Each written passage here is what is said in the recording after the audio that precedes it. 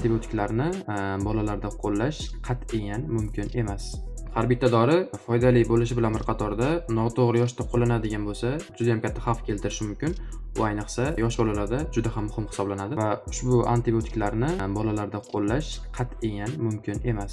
Birinchi antibiotikimiz bu tetratsiklin hamda doksitsiklin antibiotiklari hisoblanadi. Bular 8 yoshgacha bo'lgan bolalarda qo'llash mumkin emas.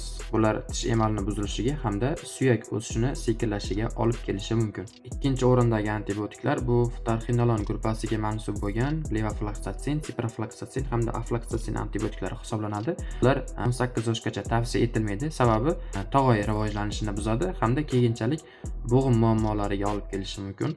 Navbatdagi antibiotik bu levomitsitin. Uni 3 yoshgacha qo'llash mumkin emas. Yangi tug'ilgan chaqaloqlarda esa umuman qo'llash mumkin emas, mutlaqo mumkin emas. Sababi bu Grey sindromini chaqiradi, ya'ni terining kulrang tusda bo'lishi, nafas olish buzilishlari, yurak faoliyatini susayishiga hamda hayot uchun xavfli bo'lgan turli xil omillarning paydo bo'lishiga olib kelishi mumkin. Demak, bolalarga antibiotik tanlashda va ularni berishda hech qachon o'z boshimchaligiga yo'l qo'ymang. Albatta, shifokor nazorati ostida, shifokor tavsiyasi bilan preparatlarni berishingiz kerak bo'ladi. Shu kabi kerakli, qiziqarli hamda foydali bo'lgan ma'lumotlarni o'tkazib o'rmaslik uchun albatta bizga obuna bo'lib qo'ying. Yaqinlaringizga ham jo'natib qo'ying, zero ularga ham foydasi tegsin. Biz sizlar uchun foydali va kerakli bo'lgan ma'lumotlarni yetkazishda hech qachon to'xtamaymiz.